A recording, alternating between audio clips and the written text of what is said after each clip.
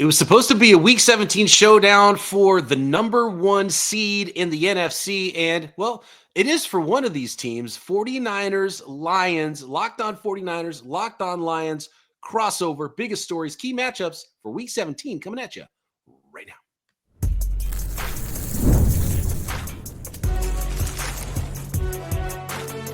You are Locked On NFL Crossover, part of the Locked On Podcast Network. Your team every day.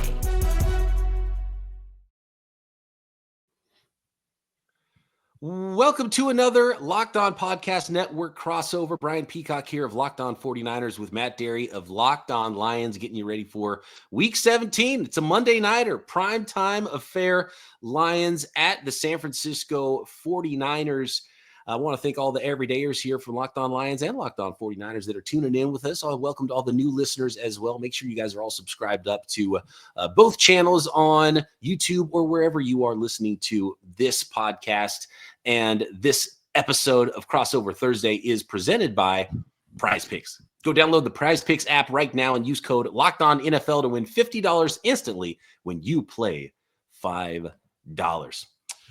Things are going pretty well for the Lions this year, as expected, Matt. Not quite so much for the San Francisco 49ers. Where is this team at? What's the big storyline right now with the Detroit Lions heading into Week 17? Brian, always great to see you and chat with you. Of course, last year we previewed the NFC Championship game, and it was a whale of a football game. Storyline for the Lions is simple. They don't care whether the Vikings win or lose on Sunday. They are saying they want to beat the 49ers, avenge what happened last year. It's a bad taste in their mouth. They'll be right back in that stadium where they blew a 17-point second-half lead in the NFC Championship game. So if Minnesota wins on Sunday and knocks off the Packers, really this becomes almost a meaningless game for the Lions, because even if they lose to San Francisco, if they beat Minnesota in Week 18, they'll have the tiebreaker, having beaten them earlier in the year in Minnesota. So there was that question asked of Dan Campbell earlier in the week.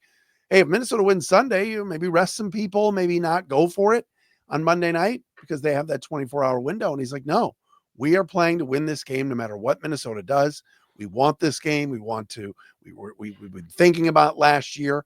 So really the storyline is they're going full guns blazing, I guess, or whatever you want to say for Monday night. Yeah, and you would rather have that rest game be the first week of the playoffs anyway, right? If you're the Detroit Lions, like that's what it's all about. And that's the week you want rest. And I think there's some rust involved too when it goes into the playoffs. You don't want to rest too much going into the playoffs either, and be a little bit off going into your first quarter of play when you get into the tournament. These two teams have both had a lot of injuries, Matt, and I want to go there first because, it's one of the biggest storylines, and it has been with the 49ers, and it is a storyline with the Detroit Lions as well. And by the way you laid that out there with some extra incentive for the Lions, I don't like that for the San Francisco 49ers on Monday Night Football in prime time for what the final scoreboard is going to look like. Little spoiler for who I pick at the end of this game. But the Niners have been through a lot of injuries. They've had some tough injuries on both sides of the ball. But, man, the Lions have been among the most injured team in the NFL, and I believe have the most players on IR in the entire league, even more than the San Francisco 49ers. So my question to you for 49ers fans is, how come the Lions have been able to come through this? Because the 49ers haven't been able to get out of the weeds. And a lot of people point to injuries, but I think there's more to it than that. Well, it's interesting. I mean, some of the names that you have not had throughout the year, and obviously you haven't really had a healthy CMC at all for all of the games that you've played. And that's got to be a killer because there's so much that runs through him in the San Francisco offense. What the Lions have been able to dodge, and I'm knocking on wood or my head or something, is Jared Goff has been healthy. Obviously, Brock Purdy missed some games, so that hurt. You had the Ayuk situation, which was a distraction. You had the Trent situation, which was a distraction. For the Lions, it's been next man up. It's been a lot of guys on defense. I mean, you lose Aiden Hutchinson and Aleem McNeil, your two best defenders, arguably. You're definitely your two best pass rushers and disruptors of the quarterback. That's a tough road to hoe. And yet they have found a way to win. Guys have stepped up and done pretty well. Their secondary has been pretty healthy for the most part. They just lost Carlton Davis for the season, who was their top corner. But this past Sunday, what they did in Chicago, which was very creative, they brought Ife Melifanu back off IR. He immediately started at safety. They moved Brian Branch back to corner, and they moved Amik Robertson from inside corner and slot to the outside, and he had a whale of a game. against the Bears. So they've got some depth. They've been able to weather it. They've had the next man up mentality. They've been so focused on really getting over the hump and doing what they couldn't do last year and getting to the Super Bowl that they've been able to weather it. The question is going to be, how much more attrition can they take if anybody else on that defense goes down? And, they've caught some breaks facing some offenses. Caleb Williams this past week, terrible Bears offensive line. He was on his back all game. They've gotten some breaks, and also their offense has outscored people, which has helped, especially against the likes of Green Bay, and nearly beat Buffalo, gave up 48, but scored 42. That offense, I got to mention it because I don't know if there's a name for the play, but whatever the fake fumble, it was an interesting look against a division rival. It's almost like, hey, Ben Johnson, why don't you save that play for the playoffs? But I get it's the Bears' division rival. Was he trying to say something to his future employer? Maybe. Yeah. That was a really interesting play. And I think for the Lions, when you look at what the 49ers have gone through, and you look at where the Lions are right now, and you start to worry about brain drain if you start to lose coordinators and you start to lose players, and then, rosters get more expensive because players earn more money and you start to get a little bit older.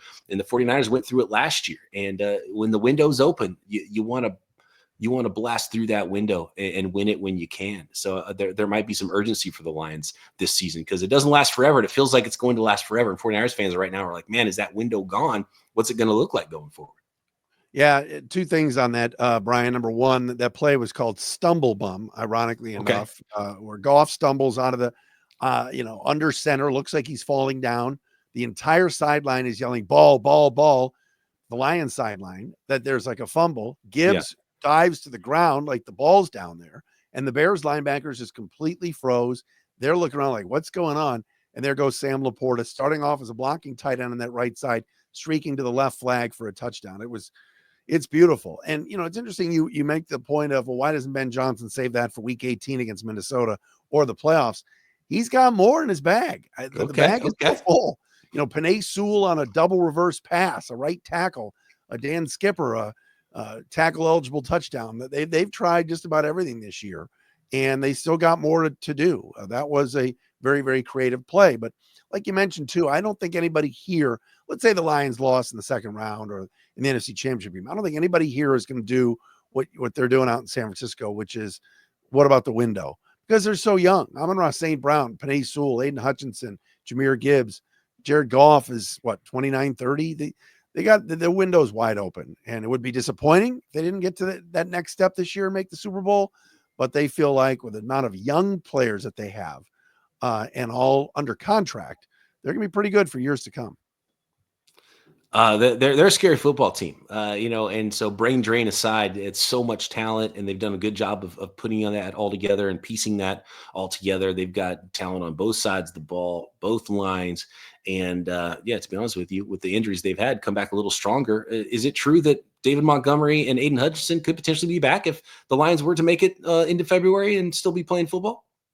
It's possible. Montgomery's gotten 3 different opinions on an MCL injury in his knee, and I think they have not put him on injured reserve yet. So they're kind of waiting for the one opinion where, hey, listen, let's just deactivate him each week and go week by week. I think it would be a long shot to see him before February, but maybe if they made the Super Bowl, he would try to go. Aiden Hutchinson, obviously, the broken fibula and tibia. He's saying all the right things, Bride, like, hey, I'm coming back, I'll be there. But that's a pretty devastating injury to come back from in the same season, let alone Super Bowl. They're hoping to get Alex Anzalone back for the playoffs. That's really their second best linebacker, but a guy that plays really well with the broken forearm.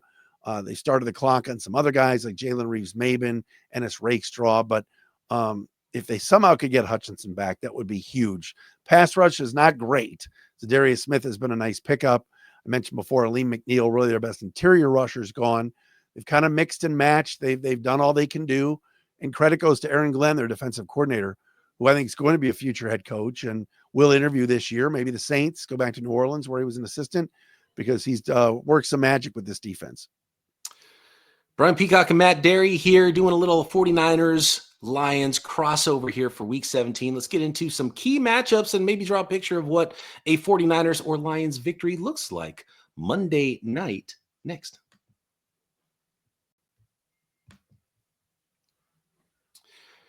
This episode of Locked On 49ers and Locked On Lions brought to you by Rocket Money. Did Rocket Money help you find any subscriptions you forgot about or that you were paying for twice? Because it definitely happens. Shockingly enough, there's a lot of people out there paying for, first of all, too many subscriptions that they don't even need or want, and sometimes double dipping on the same subscription twice. And Rocket Money makes it easy to track all of them down. It's like having a personal assistant for your finances. Rocket Money is a personal finance app that helps you find and cancel your unwanted subscriptions, monitors your spending, and helps lower your bills so you can grow your savings. It brings everything together in one place, whether it's subscriptions, your spending habits, or even the goals you want to hit this year. Rocket Money has over 5 million users and has saved a total of $500 million in canceled subscriptions alone, saving members up to $740 a year when using all of the app's premium features.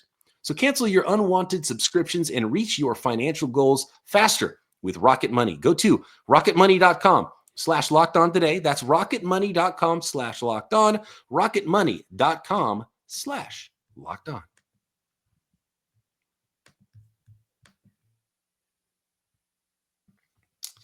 Locked On 49ers, Locked On Lions crossover. Brian Peacock here of Locked On 49ers with Matt Derry of Locked On Lions at BD Peacock at Derry Speaks, respectively. If you want to hit us on the socials, let's get into some key matchups here with the Lions and the San Francisco 49ers. Which matchup are you looking at for the Lions to win in this one to help bring home that W Monday Night Football? Well, first and foremost, Brian, give the Locked On Lions listeners, just, we talked about the Lions injuries. What about the Niners and what's left and kind of the outlook these last 2 weeks before we talk about matchups?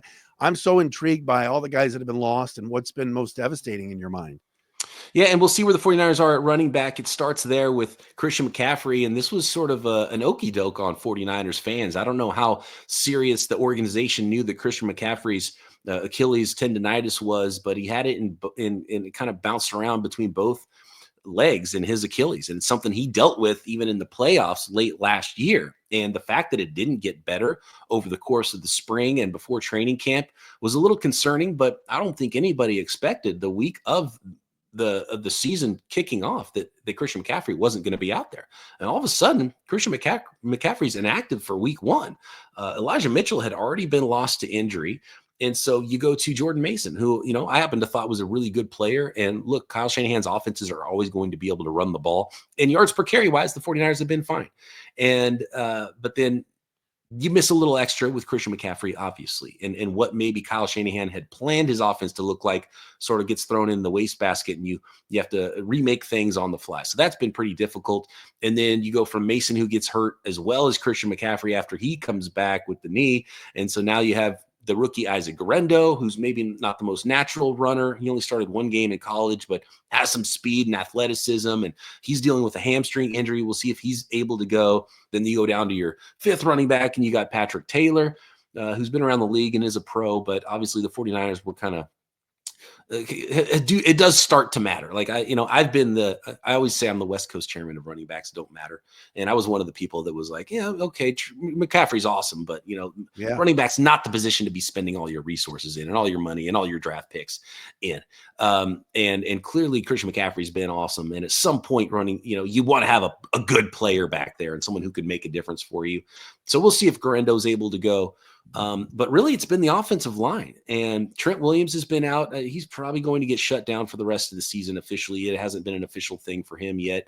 And, the replacements on the left side of the line haven't been a disaster, but the 49ers offensive line hasn't been good either, so you can't start mediocre and then start and then get worse from there. And that's kind of where the 49ers have been really on both lines.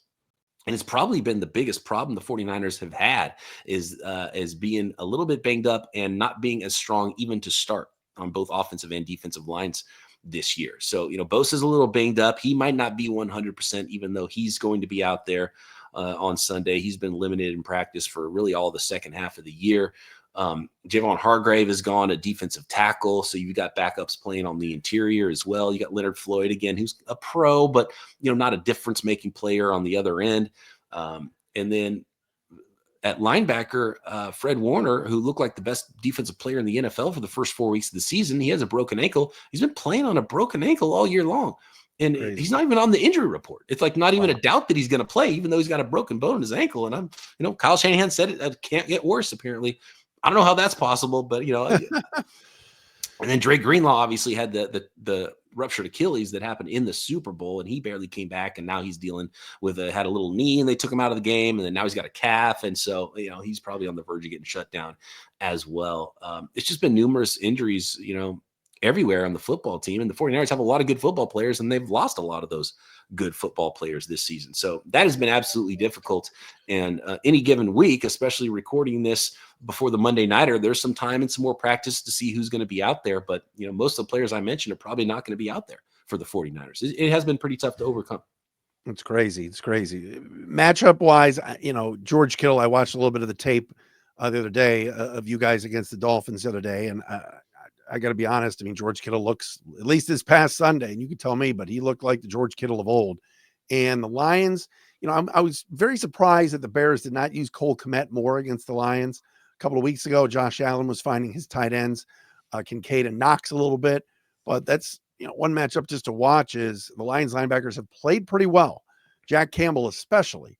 Some of the others, if you can get Zeke Turner, if the 49ers can find a way to get Kittle on Zeke Turner or something like that, who's more of a backup that's having to play due to injuries, or David Long, that could be somewhere where I would be concerned if I'm the Lions. But, other than that, you look at, like you said, I'm expecting the Lions to pound the football against those backup interior defensive linemen and kind of do what they did this past Sunday against the Bears, which was just wore them down. Lions O-line had maybe their best game, and now they're getting Graham Glasgow back at left guard. So a couple things to watch on the Detroit side. How about for you? Yeah, it's and I kind of mentioned it there with some of the injuries. The 49ers need to win up front. They were bad on the offensive line, and Brock Purdy tried to play through it. He got hit in the face on a play that ended up being an interception. 49ers fans have argued whether it was going to get picked off, if there was a place for him to throw that football or not. But they were not creating space in the run game, and there was just an unbelievable amount of pressures on the 49ers offense, and it made it unplayable. Even though you mentioned guys like George Kittle, who's been the 49ers best player this year, and is a guy that we've talked about. It's like, man, he's on pace for 1,100 receiving yards. He should have more. Like, he should get 12 targets a game for the 49ers. The biggest mismatch the 49ers have.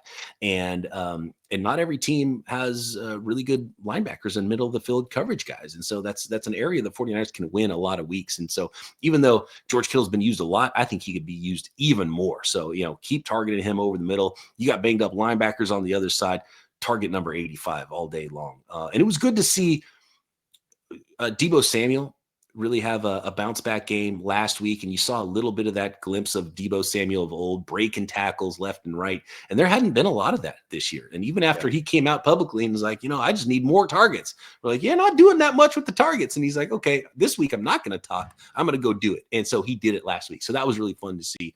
And obviously the 49ers are going to need some big plays out there. But man, for me, it's really, it's kind of zoom out time for the San Francisco 49ers at this point in the season. You got to start looking like that team, and you got to win some of those battles up front. You're going against a team with a really banged up front seven. I don't want to see the offensive line lose week after week, right? And so you got to go win those battles. Give yourself a shot, stay in front of the sticks to go beat an explosive Lions team and try to keep that offense off the field. Is there any truth to any of these Kyle Shanahan being traded to Chicago? And do you expect that they're going to bring the band back next year? I think that there's enough clamoring from the 49ers fans that they might think there's a realistic chance that there'll be a different head coach or quarterback potentially for the 49ers next year. I think internally there's zero shot that Kyle Shanahan's going anywhere, that Brock Purdy's going anywhere. They're going forward with that plan. Brock Purdy's going to get paid a lot of money. It could be a difficult negotiation now. We might sit here in July on the verge of camp and still not have that deal done because I could absolutely look. We've seen the 49ers go through some pretty difficult negotiations over $1-2 million per year. Imagine if they're $10-15 million apart per year with Brock Purdy's agent. So we'll see how that goes. It's going to be a huge dominating off-season topic for our Locked On 49ers podcast. But it's going to be Kyle Shanahan and Brock Purdy. And the only way it's not Kyle Shanahan isn't because he gets traded to the Chicago Bears or something. It's going to be because he's exhausted and he steps away. So if Kyle Shanahan wants to be around, he's going to be around. And the only way Kyle Shanahan's not coaching the 49ers next year is if he's, semi-retires and takes a year off and just needs to take a breath. And in that case, he wouldn't be coaching anywhere else either for a year and then might jump back in the market. I'd say there's a less than 1% chance it's going to be Kyle Shanahan and Brock Purdy and how they build around him next year. Yeah. Gotcha.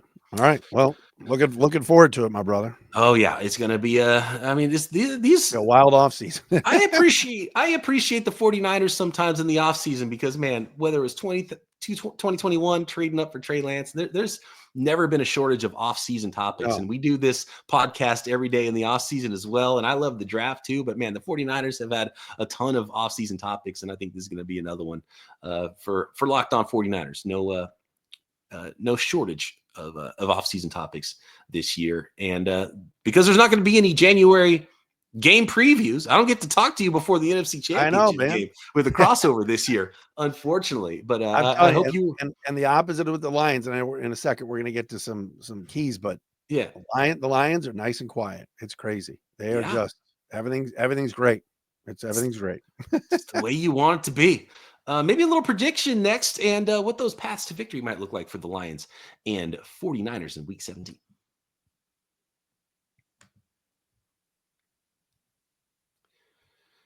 The final segment of this crossover episode is presented by FanDuel, America's #1 sports book. A special offer for our listeners because as the NFL playoffs approach, it's still not too late to get in on the regular season action with FanDuel. And right now, new customers can finish the season strong with $250 in bonus bets if you win your first $5 bet. That's right. They upped it $250 now in bonus bets if you join FanDuel and win your first $5 bet. And there's so many ways for you to pick up a W at FanDuel.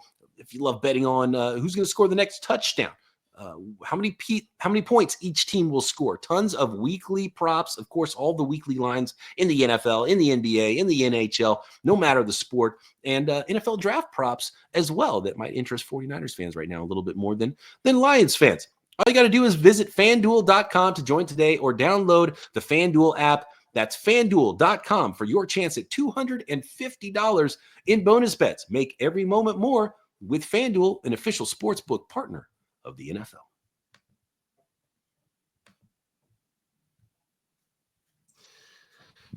All right, Matt, I don't know if you have any more specific keys and key matchups in this one, but I would like you to paint the picture of what a Lions victory looks like, and it probably wouldn't look a lot different than the way the Lions have won a lot of games this year.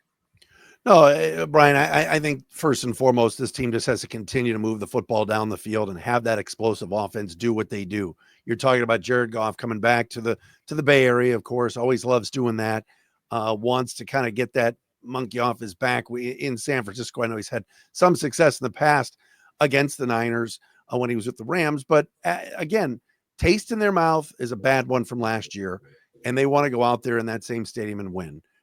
So if they're continuing to spread the football around, whether it's St. Brown, whether it's Jamison Williams on a deep ball, whether it's Sam Laporta, Gibbs in the backfield, and now they showed some depth this past week with the injury to Montgomery, where Craig Reynolds got some touches and Sione Vaki. So they're using everybody. So I think number one, it's just keep the offense on the field and keep doing what they're doing, which is putting up 30 a game and leading the league.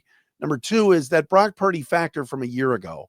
They allowed him to scramble way too much in that second half and get the Niners back into that game and obviously ahead to win. Limiting kind of those scramble drill plays with Purdy where it's that 3rd and 11 and they've got him bottled up and all of a sudden he goes for 17. That cannot happen. This past week, the Lions did a great job staying in their lanes on Caleb Williams, pressured him. He had a decent second half and had a couple of nice balls. You know, the stats were kind of inflated, but for the most part, didn't let him run wild. Not that that's something Caleb does, but we saw Purdy do it in the NFC title game. So I think if those things come to fruition, I think the Lions will win. And I got them at 27-17 this week. What about you?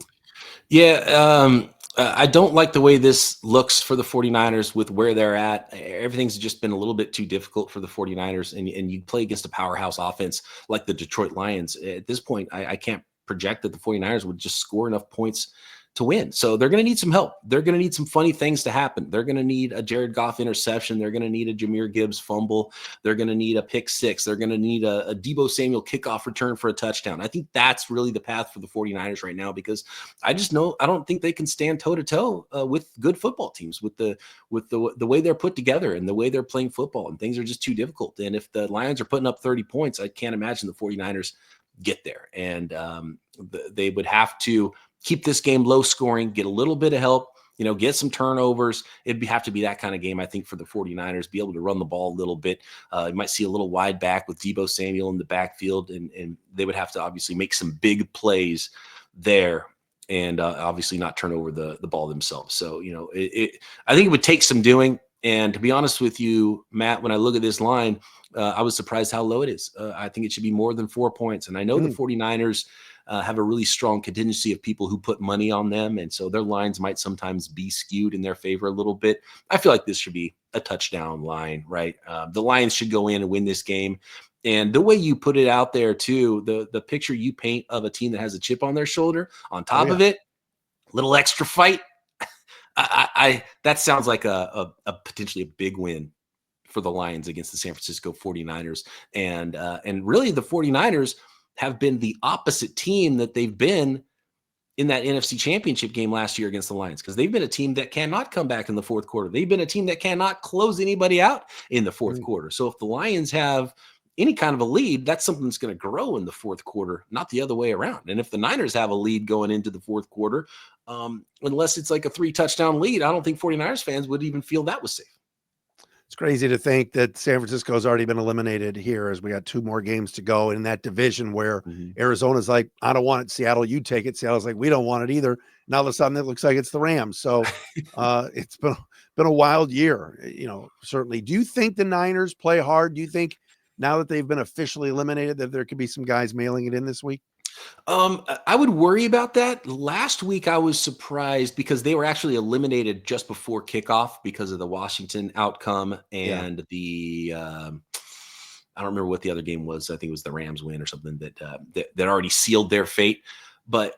And so they still played hard, and there was still some, despite the offensive line not playing great, and despite losing that game, there was big performances, and Brock Purdy played pretty well, except for some problems at the end and an unfortunate turnover late.